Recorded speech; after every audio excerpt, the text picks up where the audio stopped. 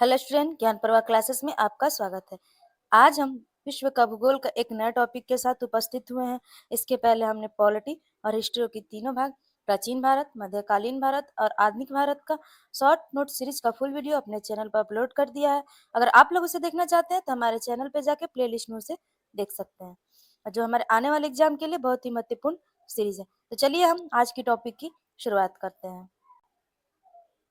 आज का हमारा टॉपिक है वायुमंडल तथा जलवायु के विभिन्न घटक। और आप लोगों को मेरा वीडियो अच्छा लगे तो वीडियो को लाइक कर दीजिएगा, चैनल को ज्वाइन कर लीजिएगा और इसे शेयर भी कर दीजिएगा। बेल आइकन बटन दबा दीजिएगा कि हमारे आने वाले नेक्स्ट वीडियो का नोटिफिकेशन आप तक पहुंच सके। तो चलिए हम इस टॉपिक की शुरुआत करते हैं। आज का हमारा टॉपिक है वायुमंडल तथा जलवायु के विभिन्न घटक। इसमें हम पढ़ेंगे, टॉपिक है हमारा पहला वायुमंडल संगठन एवं संरचना तथा विशेषता। दूसरा टॉपिक है सौर्य विकिरण उष्मा बजट। तीसरा टॉपिक है हमारा वायुमंडल का शीतलन एवं तापन। चौथा हमारा तापमान के वितरण तथा कारक। पांचवा टॉपिक है हमारा तापमान विसंगति तथा तापीय वितक्रमण। छठा है हमारा तापीय परिवर्तन, डाइविटिव एवं एडियाबेटिक। सातवां हमारा तापमान का प्रादेशिक विवरण और आठवां हमारा हीट वेव एवं कारण। चलिए हम इसकी शुरुआत करते हैं। वायुमंडल संगठन एवं संरचना। वायुमंडलीय संरचना या परत, विभिन्न परतों की विशेषताएं, वायुमंडलीय परतों की सीमाएं, वायुमंडलीय परतों की ऊंचाई। अब हम पढ़ते हैं वायुमंडल एवं सामान्य परिचय। पृथ्वी की चारों ओर से घिरे वायु की विशाल आवरण को वायुमंडल कहा जाता है। वायुमंडल अनेक गैस, जलवाष्प एवं धूल कणों से बना होता है। यह पृथ्वी के गुरुत्वाकर्षण बल के कारण संबंध रहता है।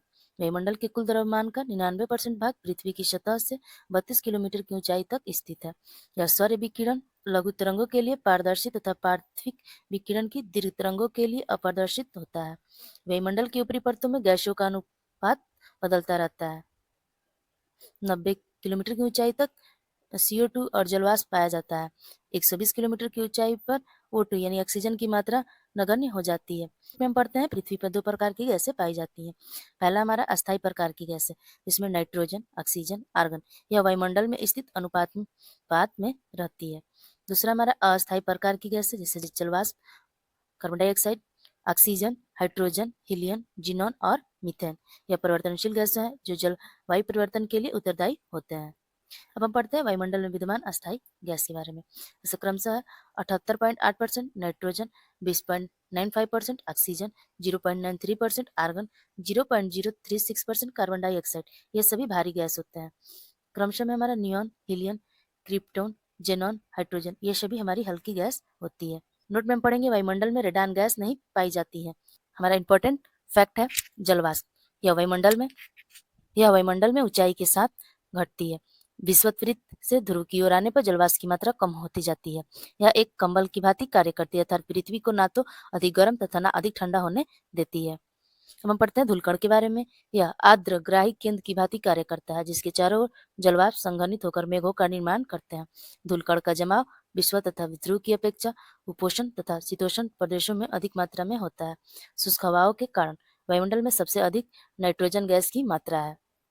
संबंधित इंपॉर्टेंट फैक्ट है हमारा ऑक्सीजन। यह वायुमंडल की दूसरी प्रमुख गैस तथा रासायनिक दृष्टि से अधिक सक्रिय गैस है। CO2 यानी कार्बन डाइऑक्साइड, यह सौर्य विकिरण के लिए पारदर्शी तथा पार्थिव विकिरण के लिए अपारदर्शी गैस है। CO2 का बढ़ता हुआ आयतन पृथ्वी पर मौसम तथा जलवायु को प्रभावित करता है।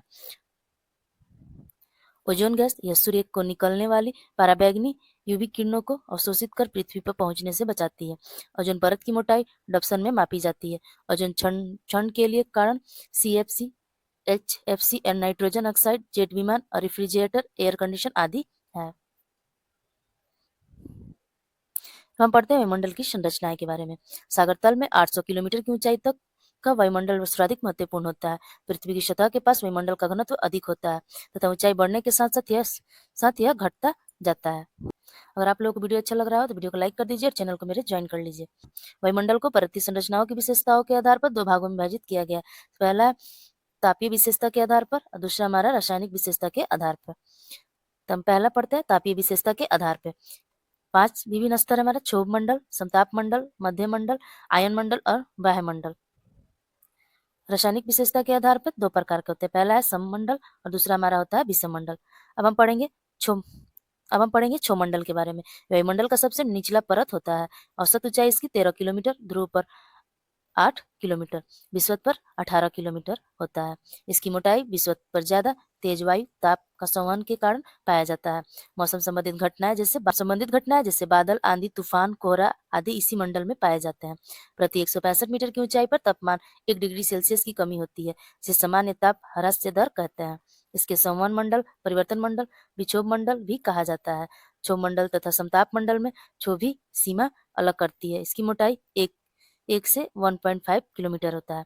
इस भाग्य में शीतल एवं गर्म होने का कार्य विकिरण या संचालन तथा संवहन द्वारा होता है।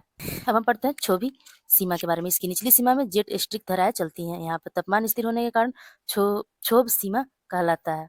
पढ़ते हैं समताप मंडल के बारे में। क्षोभ सीमा के ऊपरी 50 किलोमीटर की ऊंचाई तक विस्तृत होता है। इस परत में ओजोन O3 लेयर पाया जाता है। इस मंडल में कोई मौसमी परिघटना नहीं होती है। इस मंडल में हवाएं क्षैतिज दिशा में चलती है। वायुमंडल उड़ान के लिए समताप मंडल की निचली सीमा आदर्श मानी जाती है। वायुयान उड़ाने के लिए समताप मंडल की निचली सीमा आदर्श मानी जाती है। ये विशेष प्रकार के बादल सीरस बादल या मदर ऑफ पर्ल क्लाउड पाए जाते हैं। इसमें 20 किलोमीटर तक तापमान स्थिर रहता है। वहीं इसके ऊपर 50 किलोमीटर तक क्रमशः तापमान में बढ़ोतरी होती है, क्योंकि ओजोन तथा पराबैंगनी का अवशोषण होता है। समताप मंडल तथा मध्य मंडल को समतापीय सीमा अलग करती है। अब हम पढ़ते हैं मध्य मंडल के बारे में। समताप मंडल के ठीक ऊपर 80 किलोमीटर पर विस्तृत होता है। क्षोभमंडल की उत्तरा ऊंचाई के स्थान तापमान में कमी होने लगती है और 80 किलोमीटर की ऊंचाई पर यह -100 डिग्री सेल्सियस हो जाता है। मध्य सीमा के ऊपर जाने पर तापमान बढ़ता है। अंतरिक्ष से प्रवेश करने वाले उल्कापिंड इस मंडल में आने पर जल जाता है, जिसे उल्कासम कहा जाता है। इसमें गर्मियों के दिनों में ध्रुव पर नाक्टिलुसेंट बादलों नासीदित बादलों का निर्माण होता है। अब हम पढ़ते हैं तापमंडल या उष्ण मंडल। मध्य मंडल के ऊपरी स्थिर मंडल को तापमंडल कहते हैं। इसकी ऊंचाई के साथ तापमान में वृद्धि होती है। इसमें आयन मंडल को भी सम्मिलित किया गया है। अब हम पढ़ेंगे आयन मंडल के बारे में। इसमें विद्युत अवशोषित कण पाए जाते हैं। इसका विस्तार 80 से 640 किलोमीटर के मध्य या मध्य मंडल के ऊपर पाया जाता है। पृथ्वी द्वारा भेजी गई रेडियो वेव इस स्तर के द्वारा वापस पृथ्वी पर लौट आती है। संचार व्यवस्था को संभावना बनाता है। इसमें विद्युतीय एवं चुंबकीय घटनाएं घटित होती रहती है। इस मंडल में ओराया या बेरियालिस ऊपरी ध्रुव या अरोरा ऑस्ट्रेलिया दक्षिण ध्रुव जैसी घटनाएं होती हैं, जो ये सर्विक तूफान से निष्कासित इलेक्ट्रॉनिक तरंग है। आयन मंडल में ऊंचाई के साथ कई परतों में विभक्त किया जाता है। हमारा डी परत। यह आयन मंडल की सबसे निचली परत होती है। 80 से 99 किलोमीटर तक में इसमें रेडियो की निम्न आवृत्ति की तरंगों का परिवर्तन होता है। यह सूर्यास्त के साथ ही लुप्त हो जाती है। हमारा ई परत या डी पर के ऊपर 99 से 150 किलोमीटर की ऊंचाई तक विस्तृत होती है। यह परत मध्य एवं उच्च आवृत्ति वाले रेडियो वेव का परिवर्तित करती है। इसे केनेडी हेविसाइड परत भी कहते हैं। एफ परत। यह ई परत के ऊपर 150 किलोमीटर से 380 किलोमीटर तक पाया जाता है। इसमें रेडियो की लघु तरंगें परिवर्तित होती है। जी परत। यह आयन मंडल की सबसे बाहरी -380 से 400 किलोमीटर पड़ते हैं, जिसमें सभी प्रकार की रेडियो वेव परिवर्तित हो सकती है। आयन मंडल या वायुमंडल या चुंबकीय मंडल वायुमंडल का सबसे बाहरी स्तर है। यहाँ पर वायु का घनत्व अत्यंत कम हो जाता है। इस मंडल में आने वाले अलेन रेडिएशन बेल्ट की उपस्थिति होती है। इसमें पृथ्वी की मैग्नेटिक फील्ड द्वारा पकड़े गए अवशेषित कण पाए जाते हैं। यहीं से हीलियम तथा हाइड्रोजन गैस अंतरिक्ष में तैरती रहती है। यहाँ पर तापमान 5000 डिग्री सेल्सियस से ऊपर हो जाता है, लेकिन इसे महसूस नहीं किया जा सकता है। अब हम पढ़ते हैं समताप मंडल के बारे में। यह सागर तल से 90 किलोमीटर तक निचले वायुमंडल को प्रदर्शित करता है। इसमें सभी गैसों का अनुपात प्राय एक जैसा होता है। इसमें क्षोभ मंडल, समताप मंडल तथा मध्य मंडल को शामिल किया जाता है। अब हम पढ़ेंगे विषमंडल के बारे में। इसका विस्तार 90 से 10,000 किलोमीटर तक होता है। इसमें रासायनिक तथा भौतिक गुण में अंतर पाया जाता है। इसमें 4 परत पाई जाती है। आणविक नाइट्रोजन परत जो 80 से 200 किलोमीटर होता है। आणविक ऑक्सीजन परत जो 200 से 1100 किलोमीटर होता है। हीलियम परत 1100 से 3500 किलोमीटर होता है और आणविक हाइड्रोजन परत 3500 वायुमंडल की ऊपरी सीमा तक होती है। इंपॉर्टेंट फैक्ट है हमारा, ओजोन परत अवस्थित है पृथ्वी की सतह से 15 से 35 किलोमीटर ऊपर। रेडियो तरंग विक्षेपण के लिए आयन मंडल उत्तरदायी है। संचार उपग्रह वायुमंडल में अवस्थित किए जाते हैं। पृथ्वी के धरातल से ऊपर की ओर क्रम क्षोभ मंडल, समताप मंडल, मध्य मंडल एवं आयन मंडल है। आप लोग इमेज में इसे देख सकते हैं।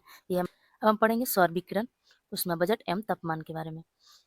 सौर विकिरण, ऊष्मा बजट एवं तापमान। इसका सामान्य परिचय है वायुमंडल का तापन एवं शीतलन, सौर विकिरण वितरण एवं प्रभावित करने वाले कारक, तापमान वितरण कारक, लंबवत तथा क्षैतिज वितरण, ऊष्मा बजट, ताप कटिबंधीय प्रादेशिक विवरण और अन्य।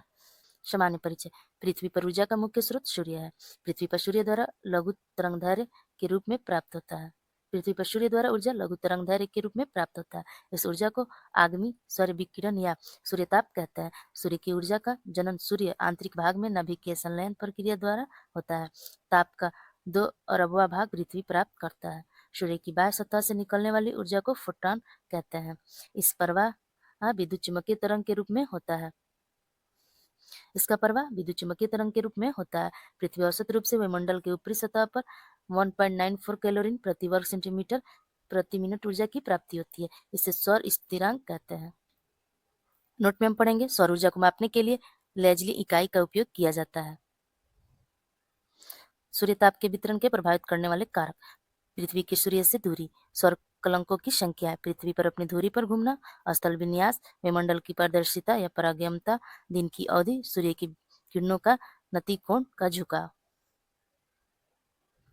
फैक्ट है हमारा पृथ्वी का सूर्य के चारों ओर परिक्रणन के दौरान सूर्य तप में अंतर पाया जाता है। उपसौर 3 जनवरी पृथ्वी सूर्य के सबसे निकट और सूर्य तप अधिक प्राप्त होता है। अपसौर 4 जुलाई पृथ्वी सूर्य से अधिकतम दूरी और सूर्य तप अपेक्षाकृत कम प्राप्ति होती है। नोट में हम पढ़ते हैं विषुवत रेखा से ध्रुव की ओर जाने पर सूर्य तप की मात्रा में कमी आ जाती है। ग्रीष्म ऋतु में अधिक तथा शीत ऋतु में सूर्य तप की मात्रा कम प्राप्त होती है। अक्षांश जितना उच्च होगा ध्रुव की तरफ किरणों की अंतिम कोण उतना ही कम होगा। इससे सूर्य की किरणें तिरछी पड़ेगी तथा सूर्य तप क्रमशः ध्रुव की ओर कम प्राप्त होगा। बादलों की उपस्थिति में सौर्य किरणें पृथ्वी की सतह पर आबंध रूप से नहीं पहुंच पाती है, जिससे धरातल से प्राप्त होने वाली सूर्य तप की मात्रा में कमी आती है। वही बादल रहित वायुमंडलीय दशाओं में सौरवीय किरणों अबाधाय रूप से धरातल पर पहुंच पाती है, जिससे धरातल पर अधिक सूर्य तप की प्राप्ति होती है। नोट में हम पढ़ते हैं सौर कलंकों के बनने से पृथ्वी पर सूर्य तप की मात्रा में वृद्धि हो जाती है। इससे सौर्य स्थिरांक में लगभग 3% परिवर्तन देखने को मिलता है। अब हम पढ़ते हैं स्थल विन्यास के बारे में। स्थल की प्रकृति, रंग तथा ढाल सूर्य तप को प्रभावित करता है। उदाहरण मरुस्थलीय क्षेत्रों में हिम वाले क्षेत्रों की अपेक्षा सूर्य तप की प्राप्ति ज्यादा होता है। सूर्य की सम्मुख ढाल पर सूर्य तप ज्यादा तथा विमुख वाले ढाल पर सूर्य तप कम प्राप्त होता है। नोट में हम पढ़ेंगे सूर्य तप की सर्वाधिक मात्रा उष्णकटिबंधीय मरुस्थल पर प्राप्त होती है। सामान्यतः एक ही अक्षांश पर स्थिर महाद्वीपीय भाग पर महासागरीय भाग की अपेक्षा अधिक सूर्य तप प्राप्त होता है। अब हम पढ़ते हैं वायुमंडल का तापमान और शीतलन के बारे में। पृथ्वी के द्वारा सौरविक विकिरण के अवशोषण एवं निष्कासन की प्रक्रिया में विकिरण संचालन, संवहन, अभिवहन के द्वारा वायुमंडल गर्म एवं ठंडा होता है। वायुमंडल वातावरण मुख्य रूप से दीर्घ तरंग स्थलीय विकिरण द्वारा गर्म होता है। चालन आणविक सक्रियता के दौरान पदार्थ के माध्यम से ऊष्मा के संचार को चालन कहते हैं। इसमें असमान तापमान वाली दो वस्तु एक दूसरे के संपर्क में आती हैं। स्थानांतरण केवल क्षोमंडल तक सीमित होती है। संवहन जब धरातल से ऊर्जा का स्थानांतरण एक स्थान से दूसरे स्थान पर ऊर्ध्वाधर गति से होता है। ऊष्मा का स्थानांतरण केवल क्षोमंडल तक ही होता है। अभिवहन वायु की क्षैतिज संचालन द्वारा ताप का स्थानांतरण अभिवहन कहलाता है। इसमें ऊष्मा का संचार निम्न अक्षांशीय क्षेत्रों से उच्च अक्षांशों तक है। उदाहरण इसका होगा भारत में लू का चलना। विकिरण बिना किसी माध्यम के निर्वात ऊष्मा का स्थानांतरण होता है। पार्थिविक विकिरण द्वारा वायुमंडल अप्रत्यक्ष रूप से गर्म होता है। इस प्रक्रिया में वायुमंडल की निचली परत गर्म होती है। हम पढ़ते हैं पृथ्वी का ऊष्मा बजट। इसका अर्थ है सूर्य द्वारा पृथ्वी को प्राप्त सूर्य तप तथा पृथ्वी द्वारा पार्थिविक विकिरण के रूप में विकृत किए गए सूर्य तप के लेखा जोखा को पृथ्वी का उपबजट कहते हैं।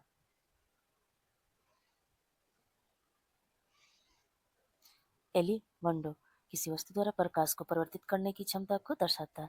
विभिन्न सतहों का प्रत्यावर्तन क्रम, इसके हिम आवरण हमारा 80 से 90% है। बादल है हमारा 40 से 90%, रेगिस्तान है हमारा 30 से 50%, वन है हमारा 10 से 20% और महासागर हमारा 5 से 10%। नोट में हम पढ़ते हैं प्राकृतिक सतहों के एलिमेंटों का बढ़ता क्रम, जिसमें हमारा महासागर, घास, रेगिस्तान, रेत और ताजा बर्फ।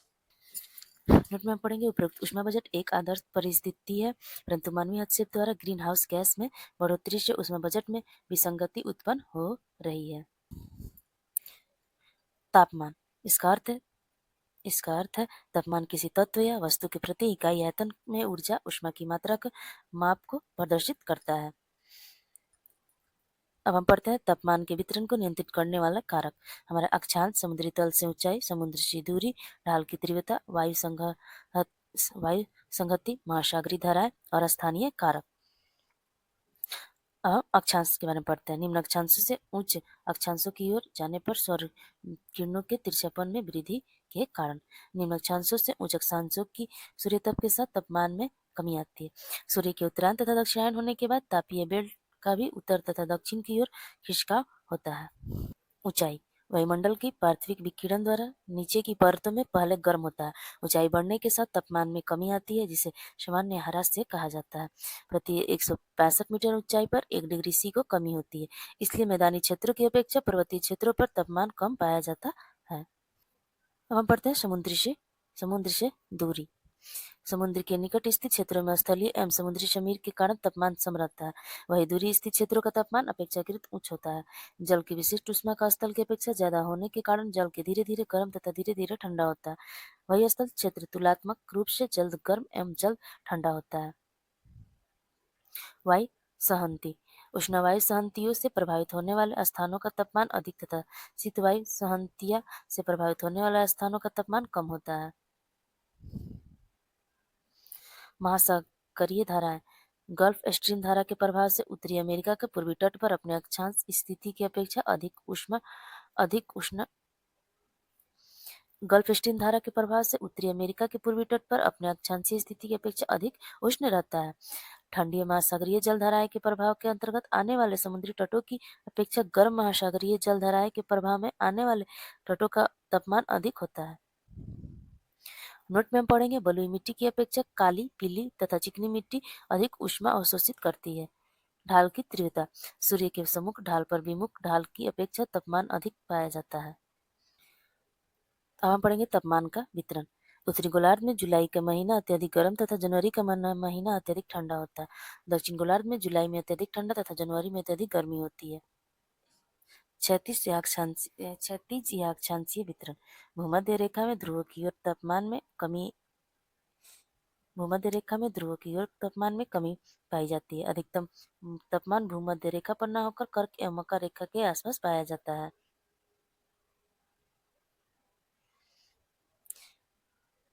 क्योंकि भूमध्य रेखा के पास बादलों का आच्छादन तथा श्रवणीय वर्षा अत्यधिक पाया जाता है। लंबवत या ऊर्ध्वाधर वितरण। वायुमंडल में धरातल से ऊंचाई में जाने पर तापमान में गिरावट आती है। प्रति 1 किलोमीटर की ऊंचाई पर तापपतन 6.5 डिग्री सेल्सियस होता है, जिसे सामान्य ताप ह्रास दर कहते हैं।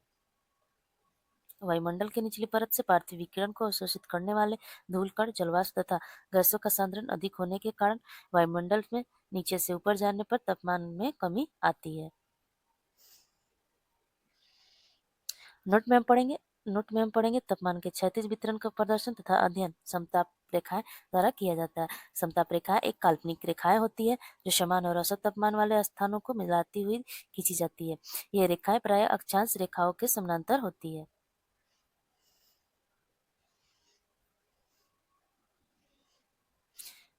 अब हम पढ़ेंगे समताप रेखाओं की प्रवृत्ति के बारे में। प्रायः अक्षांशों के समानांतर पूर्व से पश्चिम दिशा में पाए जाते हैं। महासागर तथा महाद्वीपों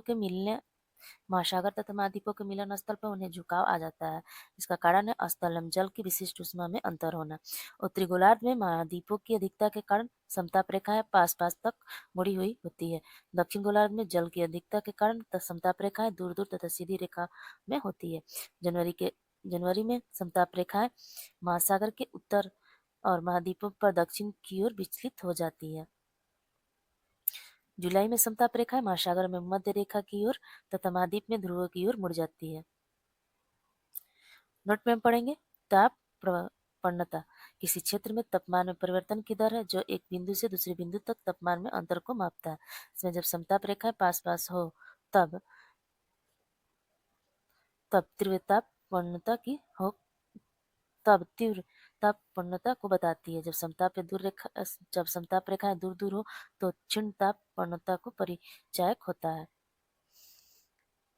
तपांतर किसी स्थान अब हम पढ़ते हैं तपांतर के बारे में। किसी स्थान पर अधिकतम और न्यूनतम तापमान के बीच का अंतर तपांतर कहलाता है। सबसे कम तपांतर भूमध्य रेखीय क्षेत्र में पाया जाता है, क्योंकि यहाँ वर्ष भर एक समान तापमान पाया जाता है। तापांतर उत्तरी गोलार्ध में स्थल भागों की अधिकता के कारण अधिक तथा दक्षिण गोलार्ध में जलीय भागों के अधिकता के कारण तापांतर कम पाया जाता है। भारत में दैनिक तापांतर सर्वाधिक राजस्थान के थर्मल स्थल में पाया जाता है। इंपॉर्टेंट नोट में पढ़ेंगे। प्लैंक के नियमानुसार एक वस्तु जितनी गर्म होगी वो उतनी अधिक ऊर्जा का विकिरण करेगी और उसकी तरंगदैर्घ्य उतनी ही लघु होगी। विशिष्ट ऊष्मा 1 ग्राम पदार्थ का तापमान 1 डिग्री सेल्सियस बढ़ाने के लिए आवश्यकता ऊर्जा की मात्रा विशिष्ट ऊष्मा कहलाती है। जल की विशिष्ट ऊष्मा स्थल भाग की अपेक्षा ज्यादा होती है। अब हम पढ़ते हैं तापमान का असंगति या विसंगति। किसी स्थान के औसत तापमान और उस अक्षांश के औसत तापमान के अंतर की स्थिति को तापीय असंगति कहते हैं। उत्तरी गोलार्ध में तापमान की अधिकतम असंगतियां पाई जाती हैं, दक्षिण गोलार्ध में न्यूनतम असंगतियां पाई जाती हैं। जब किसी स्थान का तापमान उस अक्षांश के औसत तापमान से कम होता है तो तापमान असंगति या ऋणात्मक होता है, और अधिक होता है तो तापमान असंगति धनात्मक होता है। महाद्वीपीय पर महाद्वीपीय महाद्वीपों पर तापमान असंगति 40 डिग्री अक्षांश से ध्रुव की ओर ऋणात्मक तथा विषुवतीय रेखा की ओर धनात्मक होता है। महासागरों पर अधिकतम तापमान असंगति 40 डिग्री अक्षांशों से ध्रुव की ओर धनात्मक तथा विषुवतीय रेखा की ओर ऋणात्मक होती है। अब हम पढ़ेंगे तापमान का व्युत्क्रमण। इसका अर्थ है ऐसी विपरीत तापीय दशा जिसे वायु की ठंडी परत नीचे तथा उष्ण परत ऊपर पाई जाती है, तापीय व्युत्क्रमण कहलाती है। यह घटना बहुत कम समय के लिए होती है। इसमें ऊंचाई के साथ तापमान में वृद्धि होती है। आवश्यक दशा लंबी रातें, स्वच्छ आकाश, शांत हवा, शुष्क हवा, धरातल के हिम से आच्छादित होना और सर्दियों की मेघविहीन लंबी रातें। इसका प्रकार है घाटी प्रतिलोमन। पहाड़ियों पर रात के समय में ठंडी हवा गुरुत्वाकर्षण बल के कारण ढाल के साथ ऊपर से घाटी की ओर उतरती है तथा यह गर्म हवा के नीचे एकत्र हो जाती है।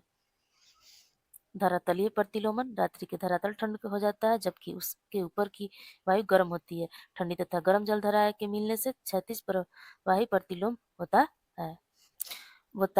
वताग्रीय प्रतिलोमन शीतोष्ण कटिबंधीय क्षेत्र में जब ठंडी हवा गर्म हवा एवं क्षेत्र में प्रवेश करती है तो गर्म हवा को ऊपरी धकेलती है तथा ठंडी हवा को तली में बैठ जाती है। इसे वतापी प्रतिलोमन की स्थिति उत्पन्न होती है। इंपॉर्टेंट फैक्ट में पढ़ेंगे। जब वायु नीचे उतरती है तो वायु का अवरोहण तो संपीड़न के कारण वायु गर्म होने लगती है तथा अपेक्षाकृत उसके नीचे का तापमान कम रहता है। यह प्रतिलोमन प्रतिचक्रवाती दशाएं के मध्य अक्षांशों से घटित होती है। अब हम पढ़ते हैं तापीय प्रतिलोमन का प्रभाव या महत्व।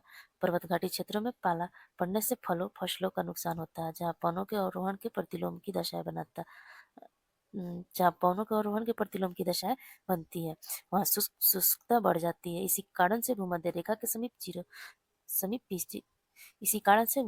समीप 20 से 30 डिग्री अक्षांश के मध्य महाद्वीपों के पश्चिमी भागों में मरुस्थल पाए जाते हैं। तापीय प्रतिलोमन से उत्पन्न कोहरा लाभदायक होता है। अरब में यमन की पहाड़ियों पर कहवा का उत्पादन के लिए अनुकूलन स्थिति हो जाता है। तापीय परिवर्तन 2 प्रकार का होता है। रुद्धोष्म ताप परिवर्तन, जब कोई वस्तु ना तो बाहरी माध्यम से ऊष्मा देती है और ना ही लेती है, लेकिन तापमान में परिवर्तन हो जाता है।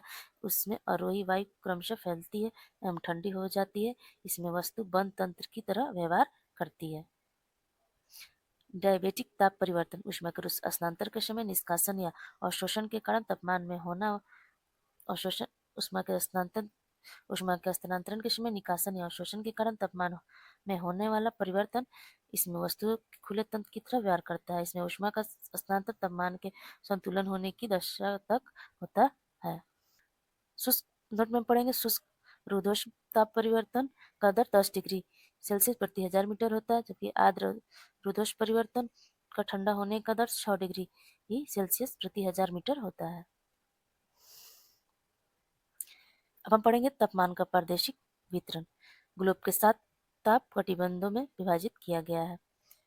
से हमारा पहला है विषुवतीय रेखीय प्रदेश। इसमें विस्तार है विषुवत से 5 डिग्री नॉर्थ एवं 5 डिग्री साउथ के मध्य। विशेषताएं है वर्ष भर सूर्य लंबवत रहता है। इससे तापमान उच्च तापांतर न्यूनतम होता है, वाष्पोत्सर्जन अधिक होता है, आर्द्रता सर्वाधिक पाया जाता है।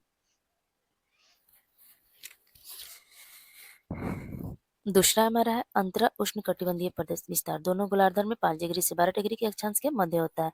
इसकी विशेषता होती है ताप उच्च होता है, किंतु ग्रीष्म एवं शीत ऋतु के मध्य अंतर स्पष्ट पाया जाता है। भारत पर भी प्रभाव देखा जाता है। तीसरा है हमारा उष्ण कटिबंधीय प्रदेश। इसका विस्तार दोनों गोलार्ध में 12 डिग्री से 25 डिग्री अक्षांश के मध्य है। इसकी विशेषता है निम्न अक्षांशों से उच्च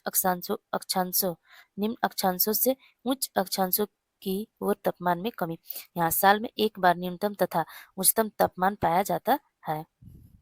चौथा है हमारा उष्ण कटिबंधीय प्रदेश। इसका विस्तार 25 डिग्री से 45 डिग्री अक्षांश के बीच दोनों गोलार्ध में है। इसकी विशेषता गर्म और आर्द्र ग्रीष्मकाल, हल्की या ठंडी सर्दियों होती है। यहाँ सूर्य की किरणें तिरछा पड़ती है। आप इस इमेज में इसे देख सकते हैं। पांचवा हमारा शीतोष्ण कटिबंधीय प्रदेश। विशेषता है इसकी विस्तार दोनों गोलार्धों में 45 डिग्री से 66 डिग्री अक्षांश के मध्य होता है। सूर्य की किरणों के अत्यधिक तिरछापन के कारण तापमान कम हो जाता है। सर्दियों में हिमांक से भी नीचे तापमान चला जाता है। छठा है हमारा टुंड्रा प्रदेश। इसका विस्तार शीतोष्ण कटिबंध तथा ध्रुवीय प्रदेशों के मध्य होता है। यहाँ सूर्य की किरणें अधिक तिरछापन हो जाता है, जिससे यहाँ तापमान अत्यधिक कम हो जाता है। सातवां है हमारा ध्रुवीय प्रदेश। यह प्रदेश उत्तरी तथा दक्षिण ध्रुव के चारों तरफ पाया जाता है। दोनों भागों में वर्षा भर हिमाच्छादन पाया जाता है, क्योंकि यहाँ सूर्य की किरणें धरातल पर नहीं पहुंच पाती है। यहाँ भी दैनिक तापांतर नगण्य पाया जाता है। यहाँ पे 6 माह की रात एवं 6 माह का दिन पृथ्वी के परिक्रमा तथा उसके अपने अक्ष पर 23.5 डिग्री झुकाव के कारण पाया जाता है। अब हम पढ़ते हैं ग्रीक विद्वानों ने 3 मुख्य ताप कटिबंधों में बांटा था। पहला उष्ण कटिबंध, दूसरा शीतोष्ण कटिबंध और तीसरा शीत कटिबंध। उष्ण कटिबंध में दोनों ओर 23 डिग्री अक्षांश तक और शीतोष्ण कटिबंध में 23.5 से 66.5 डिग्री अक्षांश के मध्य दोनों गोलार्ध में। शीत कटिबंध में 66.5 डिग्री से ध्रुव की ओर गोलार्ध में है। आप इस इमेज में से देख सकते हैं। ये हमारा उष्ण कटिबंध है, जो हमारा 0 डिग्री अक्षांश है वो मध्य पे है। ये 33.5 डिग्री पे हमारा उत्तरी शीतोष्ण कटिबंध, 66.5 डिग्री पे हमारा उत्तरी शीत कटिबंध। ये हमारा उष्ण कटिबंध है। इसमें दक्षिण शीतोष्ण कटिबंध 33.5 डिग्री पे है और दक्षिण शीत कटिबंध हमारा 66.5 डिग्री पे है। ये हमारा उत्तरी ध्रुव है, ये हमारा दक्षिण ध्रुव है। हम पढ़ेंगे हीट वेव के बारे में। इसका अर्थ है यह चरम गैस मौसम की लंबी अवधि होती है जो मानव स्वास्थ्य, पर्यावरण और अर्थव्यवस्था पर प्रतिकूल प्रभाव डाल सकती है।